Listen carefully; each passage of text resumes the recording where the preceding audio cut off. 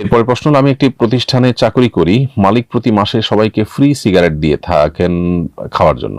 আমি সিগারেট খাই না, আমি যদি জমা করে মাস শেষে বিক্রি করি তাহলে কোনো সমস্যা আছে কিনা? প্রিয় দর্শক, যে জিনিসটি খাওয়া বা পান করা হারাম সেটার বিক্রি করাও হারাম। আপনি সিগারেট যেহেতু নিজে পান করেন না, কেন সেটি নিষিদ্ধ সেজন্য। তো এটি যখন বিক্রি করবেন তখন তো অন্য মানুষ পান করবে, আপনি তার পানের বা তার গ্রহণ করার পথ সুগম করছেন। আপনি না বিক্রি করলেও সে অন্য কোনোভাবে কিনে ফেলবে, তখন তার দায় তার, এবং যে বিক্রি করেছে তার, কিন্তু আপনি তো এখানে দায়ী হলেন না অ্যাটলিস্ট। তো এই জন্য এটা গ্রহণ করে বিক্রি করা আপনার জন্য জায়েজ হবে না।